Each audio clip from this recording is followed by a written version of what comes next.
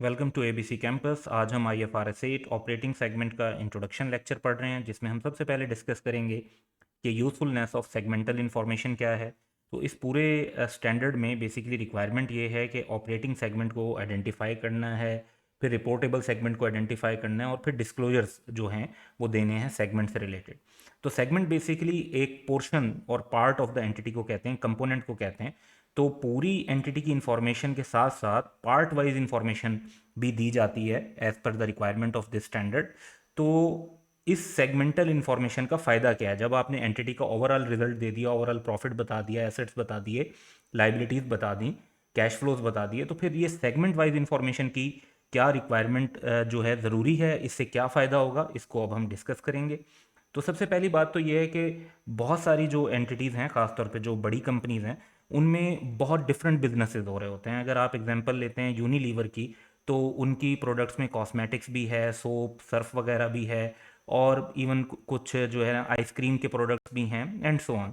Procter and Gamble जो है, तो अगर उसको आप देखते हैं तो वो भी शैम्पू सोप से लेकर और जगहों तक है। इसी तरह रैकेट बेनकीजियर है, तो वो जो है उनकी कॉस्मेटिक्स भी हैं, उनकी सोप के प्रोडक्ट भी हैं, और उनके इवन जो है मेडिसन के प्रोडक्ट भी हैं।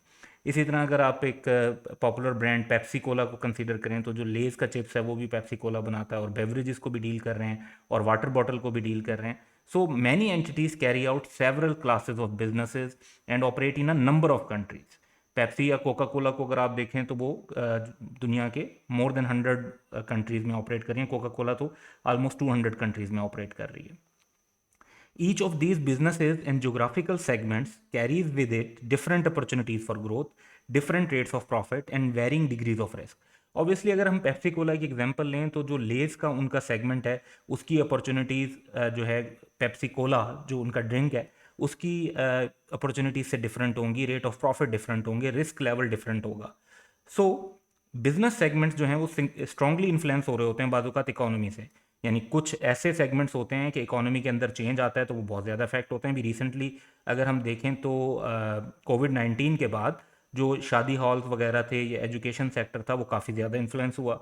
उसके मुकाबले में कुछ एरियाज ऐसे थे जो अनअफेक्टेड रहे, या बल्कि उनके अंदर ग्रोथ भी ज़्यादा आई, जैसे ग्रॉसरी स्टोर्स थे और इस तरह के डिपार्टमेंटल स्टोर्स थे। तो कुछ बिजनेसेस जो हैं वो इन्फ्लुएंस होते हैं इकोनॉमी से, जो दूसरे बिजनेसेस हैं वो अनअफेक्टेड रहते हैं। बाय रिसेशन वन कंट्री जो है वो ग्रोथ हो सकता है एक्सपीरियंस कर रहा हो, एक और कंट्री जो है वहाँ पे पॉलिटिकल इश्यूज की वजह से स्टेबिलिटी के इश्यूज भी हो सकते हैं। इसी तरीके से ये जो कल्चरल और इन्वायरमेंटल डिफरेंसेस हैं, अगर ये इन्वेस्टर्स को हम बताएंगे, तो इसकी अंडरस्टैंडिंग से वो एक एंटिटी की परफॉर्मेंस और पोजीशन को बेहतर अंडरस्टैंड कर सकेंगे। उसकी जो पास्ट परफॉर्मेंस है, उसकी फ्यूचर में जो परफॉर्मेंस के प्रॉस्पेक्ट्स हैं, और जो रिस्क वो फेस कर सकते हैं, इन सबको अंडरस्टैंड करने में हेल्प मिलेगी।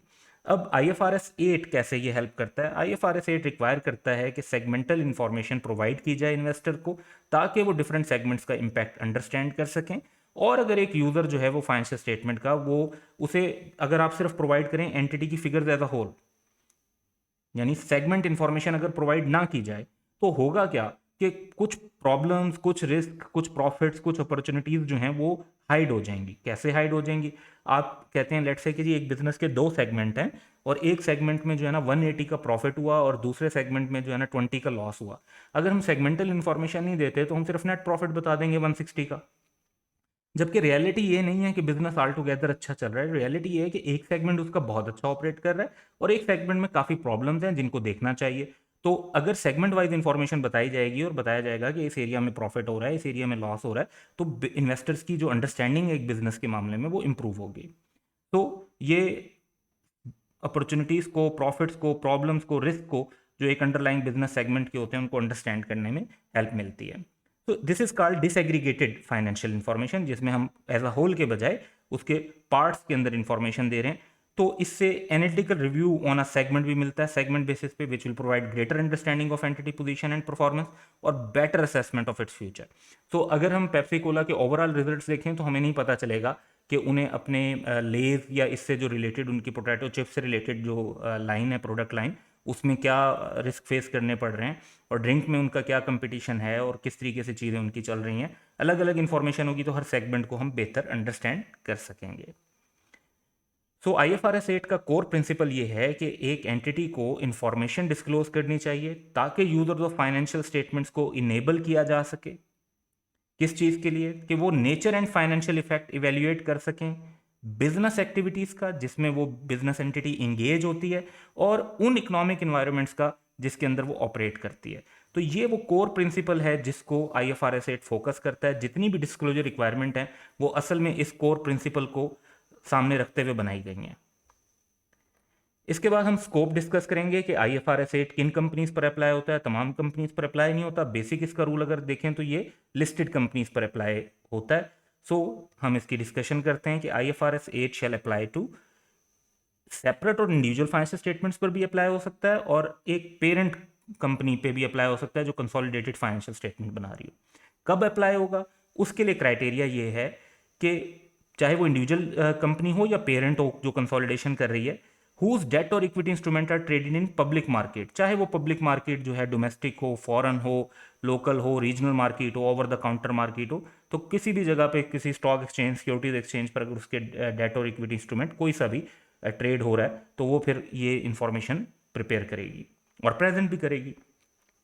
और otherwise such entity that filed or is in the process of filing its financial statement with the Securities Commission जैसे SECP है, और other regulatory organisation for the purpose of issuing any class of instrument in a public market, कि already तो company के debt और equity instrument जो है वो पब्लिक मार्केट में ट्रेड नहीं हो रहे, लेकिन वो या तो फाइल कर रही है अपनी फाइनेंशियल स्टेटमेंट या फिर प्रोसेस में है कि वो फाइल करेगी और फिर उसको इजाज़त मिल जाएगी जिसके बाद वो पब्लिक मार्केट के अंदर उसकी सिक्योरिटीज डील हो रही होंगी। तो इन शॉर्ट ऐसी एंटिटीज़ जो या तो लिस्टेड हों या लिस्टेड के प्रोसेस का पार्ट बन रही हूँ अभी, तो वो इस इंफॉर्मेशन को डिस्क्लोज करेंगी।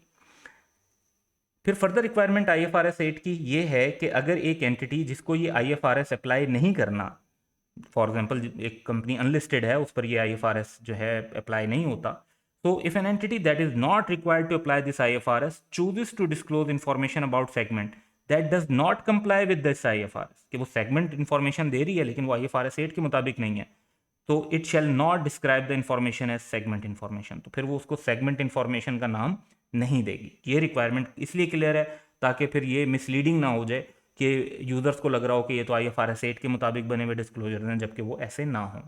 इसी तरह एक और स्टैंडर्ड में जो है क्लैरिफिकेशन है कि if a financial report contains both the consolidated financial statement of a parent that is within the scope of this IFRS as well as parent separate financial statement, segment information is required only in the consolidated financial statement।